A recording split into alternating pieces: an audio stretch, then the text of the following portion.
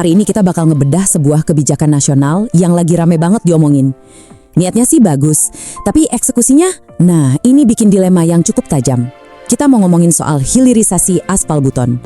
Di satu sisi, pemerintah ngejar efisiensi bisnis nasional, tapi di sisi lain, analisis kita hari ini bakal fokus banget ngelihat gimana sih dampak nyatanya buat warga lokal di daerah penghasil yang ngerasa menuntut keadilan. Yuk kita bedah datanya secara objektif dan langsung pada intinya. Buat peta jalan kita kali ini, kita bakal lewatin 6 poin ini ya. Mulai dari ambisi hilirisasi aspal nasional, alasan kenapa pabriknya malah di Karawang, dampaknya buat warga Buton, ironi pola kolonial, alternatif solusi pabrik ganda, sampai akhirnya kita adu antara efisiensi versus keadilan daerah. Oke, kita masuk bagian pertama nih. Ambisi hilirisasi aspal nasional. Sebenarnya kita lagi ngadepin masalah besar, tapi ironisnya solusinya ada di bawah kaki kita sendiri. Kalian tahu nggak, realitanya tuh bener-bener ironis. Negara kita ini kan kaya banget sama sumber daya alam, tapi kok bisa-bisanya kita masih impor 78% kebutuhan aspal nasional. Cuma 22% doang yang bisa dipenuhi dari dalam negeri. Gila kan? Bayangin aja berapa banyak devisa negara yang melayang ke luar negeri tiap tahunnya buat nutupin impor ini. Makanya solusi hilirisasi domestik itu udah nggak bisa ditawar lagi, alias mendesak banget.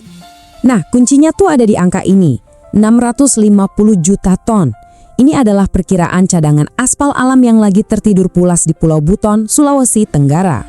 Angka segini tuh masif banget loh. Saking banyaknya, ini diperkirakan cukup buat nyuplai seluruh kebutuhan aspal Indonesia sampai lebih dari 100 tahun ke depan. Secara logika, kita benar-benar udah nggak perlu lagi yang namanya impor aspal. Terus pemerintah akhirnya bergerak nih. Presiden Prabowo Subianto baru aja nginisiasi pembangunan pabrik hilirisasi aspal baru buat ngolah kekayaan Buton ini. Tapi disinilah letak kerumitannya muncul. Alih-alih dibangun di Buton, pabrik skala nasional ini malah mau dibangun ratusan kilometer jauhnya di Karawang, Jawa Barat. Keputusan inilah yang jadi sumber dilema yang mau kita kulik sekarang. Lanjut ke bagian kedua, mengapa pabrik di Karawang? Biar objektif, kita harus coba pahamin dulu nih jalan pikiran pemerintah dari kacamata logistik dan ekonomi. Alasan utamanya itu simple banget, persentase pasar. Sekitar 60% dari total konsumen aspal nasional kita, kayak buat proyek jalan tol, bandara, pelabuhan raksasa, itu lokasinya ada di Pulau Jawa.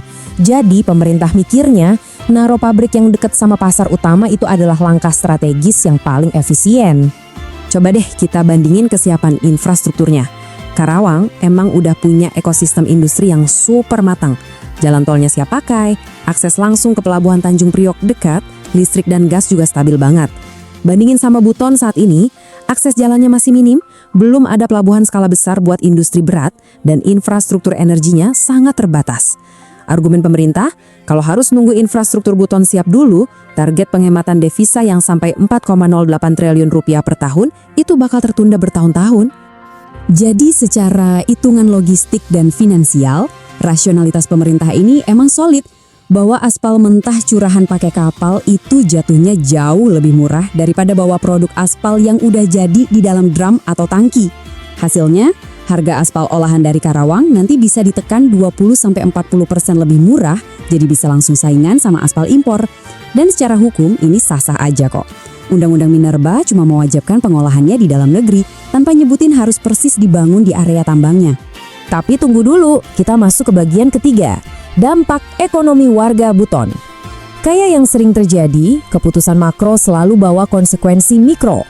Disinilah kita bakal fokus ngelihat realitas pahit, di mana warga lokal di daerah penghasil justru harus bayar harga ekonomi yang sangat mahal. Coba bayangin posisi warga Buton. Waktu pabrik pengolahan mutakhirnya dibangun di Jawa, warga lokal otomatis kehilangan potensi ribuan lapangan kerja teknis dan manajerial yang berkualitas tinggi. Pendapatan pajak daerah dari industri besar lenyap begitu aja. Yang paling kerasa, efek berganda ke ekonomi lokal, kayak tumbuhnya bisnis catering, perumahan, atau transportasi di sekitar pabrik, itu semua ikut hilang. Pada akhirnya, warga di sana cuma dapat bagian jadi penambang pekerja kasar buat masuk bahan mentahnya aja, sementara nilai tambah dari kekayaan alam mereka dinikmatin di daerah lain. Hal ini bawa kita ke bagian keempat, ironi pola ekonomi kolonial. Buat masyarakat daerah penghasil, ini bukan sekedar soal angka statistik yang hilang, tapi ngebangkitin frustrasi struktural yang secara historis udah berakar lama banget. Ada satu sentimen kenceng banget yang disuarain sama kritikus dan aktivis daerah. Mereka ngerasa kebijakan ini tuh ibarat mengulang pola kolonial. Daerahnya kaya sumber daya, tapi miskin infrastruktur dan publik. Pola ekstraktif masa lalu kayak keulang lagi, bahan mentah dikeruk abis tapi daerahnya dibiarin tanpa dikasih fasilitas industri yang layak. Buat mereka, hilirisasi sejati itu harusnya ngebangun industri dari hulu ke hilir tepat di sumbernya, buat ngangkat ekonomi lokal, bukan sekedar mindahin kesejahteraan ke pulau yang udah maju. Lagi pula nih ya, argumen soal efisiensi dari pemerintah itu dikritik juga sama pengamat lokal. Mereka ngingetin ada risiko jangka panjang yang tersembunyi loh. Ngirim jutaan ton material mentah ngelewatin lautan itu sama aja ngegantungin nasib rantai pasok ke cuaca maritim yang suka nggak ketebak. Terus, model ini tuh sensitif banget sama harga BBM. Kalau BBM naik, biaya angkut dari Buton ke Karawang bisa langsung meroket drastis. Belum lagi inefisiensi dari bongkar muat yang harus dilakuin berkali-kali. Dari tambang ke pelabuhan, masuk kapal, terus diturunin lagi buat ke pabrik. Repot kan? Tapi tenang aja, ternyata ini bukanlah situasi biner yang cuma ada hitam dan putih. Kita masuk ke bagian kelima, alternatif solusi pabrik ganda. Ada jalan tengah logis nih yang ditawarin sama para ahli. Konsep pabrik ganda atau twin plant ini nawarin keseimbangan yang menarik.